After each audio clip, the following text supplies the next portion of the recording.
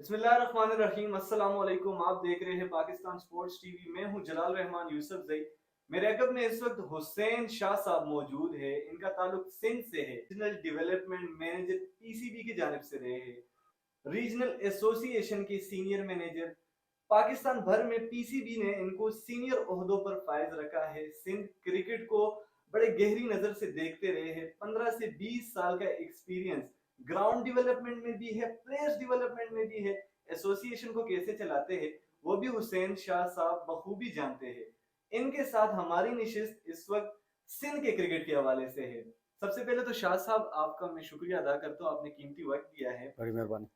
Sindh cricket का निजाम आप 20 सालों से चलाते रहे हैं, अभी भी आप गहरी नजर से देख रहे हैं। सिंध क्रिकेट में कितनी बेहतरी आपके दौर में आई थी?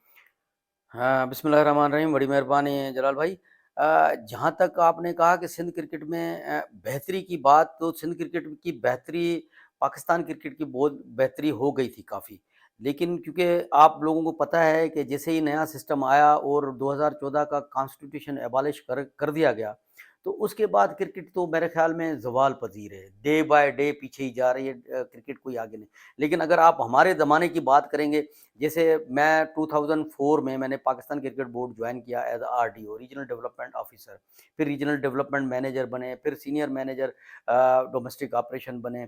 तो सिंध में भी रहा, लाहौर तक मैं गया, पूरे पाकिस्तान की क्रिकेट को मैंने बहुत ही करीब से देखा ना। हमने सिंध में मकसद डेवलपमेंट के हिसाब से हमने बहुत से ग्राउंड, पहले मैं आपको एक थोड़ा सा एक छोटा सा एक एग्जांपल बताता हूँ कि जब हम क्रिकेट खेलते थे अर्ली अर्ली जो है मकसद 2000 से पहले, तो 2000 पहले से पहले सिंध में कहीं पे भी हमारे पास टर्फ विकेट का कोई ग्राउंड नहीं होता था।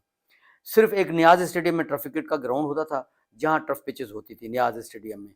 बाकी पूरा कराची को छोड़ के, कराची या हैदराबाद को छोड़ के पूरी सिंध में कहीं पे भी टर्फ विकेट का ग्राउंड नहीं होता था। जब मैं रीजनल डेवलपमेंट ऑफिसर बना, तो मेरे कांसेप्ट में सबसे पहले बात जो आई कि मैंने कहा कि हम एक मकसद बराबरी के लेवल पे के मुकाबले की कोई चीज़ दे दें। तो हमने क्या किया, मैंने कोशिश की कि मैं कोशिश करूँ कि ग्राउंड बनाऊँ। ग्राउंड ऐसे बनाऊँ जहाँ को हमारे को पिचेज़ होनी चाहिए, क्योंकि अगर आप देखें कि मुकाबला कहाँ होता है, मुकाबला यहाँ होता है कि एक बंदे को अगर आपने दे दिया, अब का दौर है। आप अगर आपको एक को दे दो, भई कंप्यूटर दे दिया आपने, कंप्यूटर पे उसने यूँ करके ठक कर दिया, अमेरिका तक चला जाएगा।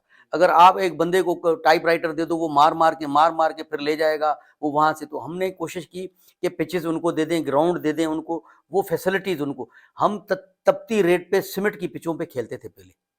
तो वो चीज़ें हमने ख़त्म करके हमने तकरीबन जो हमारे डिस्ट्रिक्ट्स थे सिंध के, जैसे लाइक अगर हम जैकबाद से चलते हैं, एक तो एक जिसको आप कहते हैं अपर सिंध, एक को कहते हैं लोअर सिंध। कराची से अगर हम जाएंगे अपवर्ड नीचे जाएंगे तो हैदराबाद आता है, फिर मीरपुर खास, ठट्टा, इस तरीके से नवाबशाह, दादू, सेवन, ये सखर, लाड़काना, फिर इस तरफ से हम शिकारपुर जैकबाद तक जाके एंड होती है ना हमारा।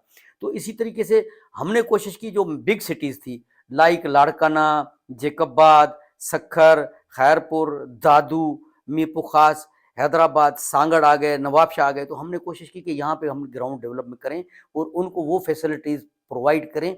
तो उस फैसिलिटीज़ जब हमने वो प्रोवाइड की, 2005 में जब मैं 4 में पीसीबी में आया, तो मेरा सबसे पहले कोशिश यही थी कि ये ग्राउंड यहाँ इन एरियाज़ में बताऊँ। पीसीबी को तो पता ही नहीं है ना, पीसीबी में जो ओहदेदार बैठे होते हैं उनको पता ही नहीं हो, उनको पीसीबी कसाफी स्टेडियम से बाहर का उनको पता नहीं होता कि कहाँ होता है।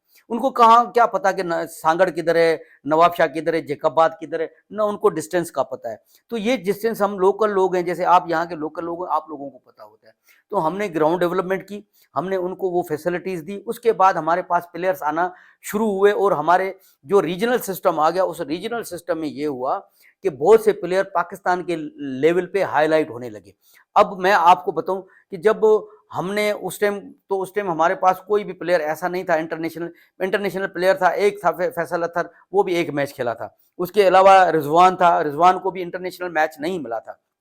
तो इस तरीके से उसके बाद जब हम लोग आए, तो हम लोगों ने आके प्लेयर्स को ग्रूम किया, एकेडमीज लगी। पीसीबी का वो स्ट्रक्चर ऐसा था कि एकेडमी लगी, एकेडमियों में 3-3 महीने की एकेडमी होती थी, अंडर 19 की एकेडमी होती थी, अंडर 16 की एकेडमी होती थी, अंडर 13 की एकेडमी होती थी। तो उन एकेडमीज में बच्चों को सारा मकसद, हम उनको फिजिकली फिटनेस भी देते थे, उनको मेंटली फिटनेस भी। आप देखें उस एकेडमीज में हम उनकी मकसद ये ग्रूमिंग भी करते थे कि उनको इंग्लिश क्लासेस की एक मकसद ट्यूशन भी देते थे हम।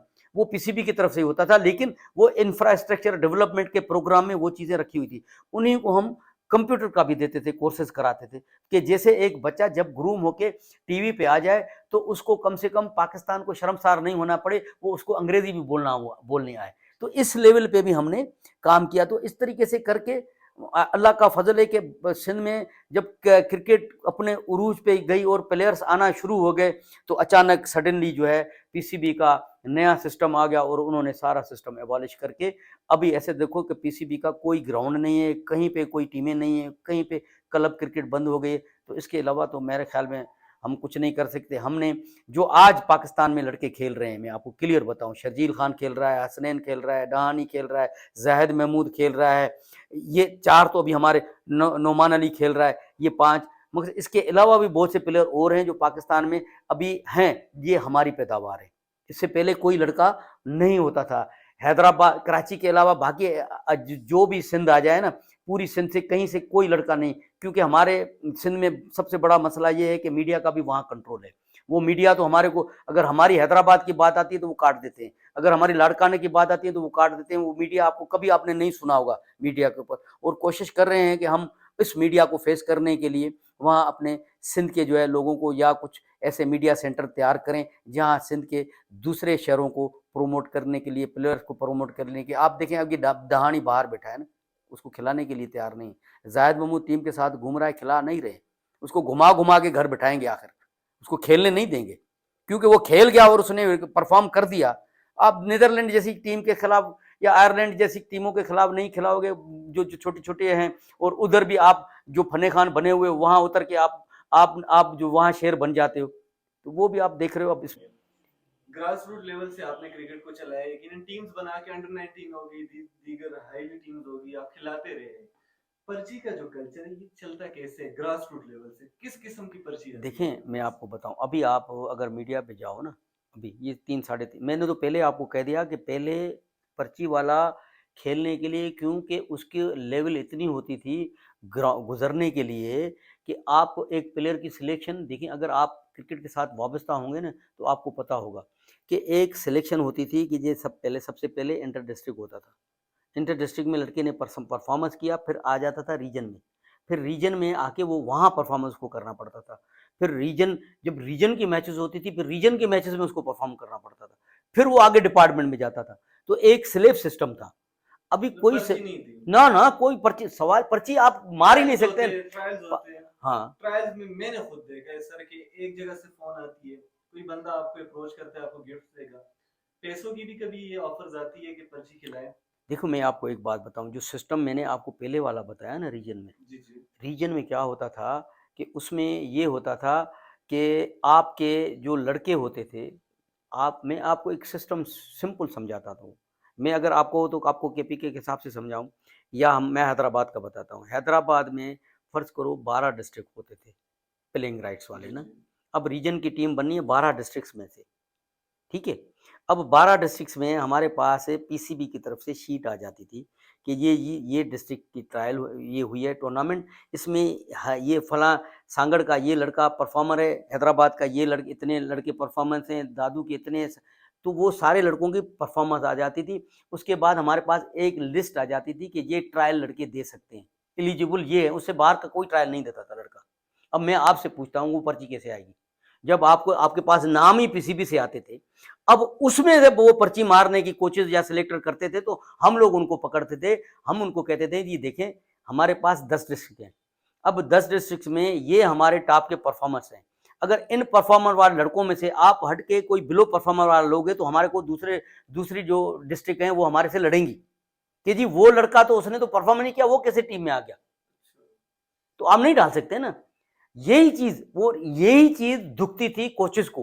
वो कोचेस ने फिर आगे जाके पीसीबी में वो ये शिकायत करते थे कि एसोसिएशन की इंटरफेयर, भाई एसोसिएशन तो परफॉर्मेंस बेस्ड लड़के के लिए सपोर्ट करती थी, वो कहती थी कि जी आप बिलो परफॉर्मेंस को नहीं डाल सकते क्योंकि हमारी खराबी हो जाएगी, हम फिर किसी के सामने, अगर हम किसी डिस्ट्रिक्ट में चले जाएंगे, मैं आपसे पूछता हूं, उसका लड़का परफॉर्मर वाला आप बाहर कर दोगे, लड़के तो 15 ही सिलेक्ट होने हैं ना, आपके पास 30 लड़के हैं परफॉर्मर, जो आपके पास ट्रायल्स के लिए हर डिस्ट्रिक्ट से 10 लड़के आते थे ना, तो अगर 50 लड़के आपके पास आ गए टीम तो 15 की बनेगी ना, जी। 35 लड़के तो वापस ही जाएंगे ना।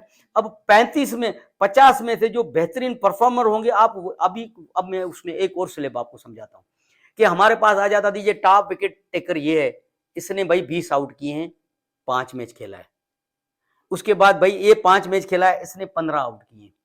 उसके बाद ये 5 मैच खेला है, इसने 14 आउट किए या 10 आउट किए। इसी तरीके से ये 5 मैच खेला है, इसने 500 रन किए। भाई इसने 4 मैच में जो है 250 रन बनाए, ये इसने 300 रन। अब लड़के तो वही खेलेंगे ना जो टॉप परफॉर्मर होंगे, या आप उसमें से आप अगर आप फिर आप कहोगे यार हमने तो यार इसने 2 आउट किए हैं ना 5 मैचेस में, मैं इसको डाल दूंगा, तो आपको तो जो दूसरी डिस्ट्रिक्ट है वो तो आपका जीना हसाब कर देगी। हमारे हमारे टाइम में ये सिस्टम था, अभी ये सिस्टम नहीं है। तो आपको मैं यहाँ से पूछता हूँ, यहाँ पर्ची आप कैसे डालेंगे? ये आपको वही लोग कहेंगे कि जो लोग खेलने के लिए आए, जिनकी परफॉर्मेंस बिलो थी, वो बाहर चले गए, उन्होंने कहा जी उन्होंने पर्ची मार दी। ऐसे तो कह लोगों का सकता है। माइंड उन लोगों ने खराब किया है कि आप पर्ची चलाए या हाँ, क्रिकेट छोड़ तो दें, जाहिर देखिए पैसे नहीं लगा सकते, क्रिकेट मैं नहीं खेल आपसे सकते। पूछूं ना, मैं आपसे पूछूं 50 लड़कों के आप ट्रायल ले रहे हो, जी, जी, आपने 15 सेलेक्ट करने हैं, तो 35 तो आपके खिलाफ ही बोलेंगे ना। ऐसे ही। तो वो फिर वो आवाज तो ज्यादा होगी ना 35 की। लेकिन क्योंकि आपकी हमारी कंपटीशन होती थी इंटर रीजन में, हम चाहते थे हम एबटाबाद को भी हराएं, हम पेशावर को हराएं, या हम कराची को हराएं, हम लाहौर को हराएं। तो रीजन्स में तो ये होता था ना, तो हमारी तो कोशिश होती थी कि हमारी टीम टॉप पे जाए। आखिरी सवाल आपसे यही जी करूंगा सर। सर, फ्यूचर में किस तरफ जा रही है क्रिकेट, क्या समझते हैं आप? देखिए फ्यूचर में क्रिकेट जो अगर ये निज़ाम चल रहा है, इसमें तो पाकिस्तान की क्रिकेट को ऐसे समझो कि वो उसको आप ब्रीड करोगे, दफन करोगे, खत्म हो गई है। तो ये निज़ाम अगर बदलेगा ये या निज़ाम अगर नहीं बदला इन्होंने, अगर ये हमारा इससे किसी के साथ कोई इख्तलाफ नहीं है, हमारा न रमीज़ के साथ इख्तलाफ है, न इमरान खान के साथ किसी के। हम चाहते हैं कि हमारा क्रिकेट का निज़ाम जो 2014 का आइन था उसको बहाल करो, उसको बहाल करो, उसमें डिपार्टमेंट की टीमें बहाल करो, उसके रीजन की टीमें बहाल करो। ये ज़रूरी थोड़ी है कि डिपार्टमेंट की टीमें या हम खिलाएंगे क्या, वो तो डिपार्टमेंट ही खिलाएंगे। हमारे लड़कों को, हमारे बच्चों को रोजगार मिलाएगा, हमारे बच्चों को खेलने के मौके मिलेंगे। हमारी क्रिकेट, पाकिस्तान की क्रिकेट बहुत आगे जाएगी। आपने पाकिस्तान की क्रिकेट को एक आप लोगों ने उसका ऐसे समझो कि उसको ब्रेक लगा के एक जगह रोक दिया है, रोकने से भी ज्यादा एक खड्डे में फेंक दिया है।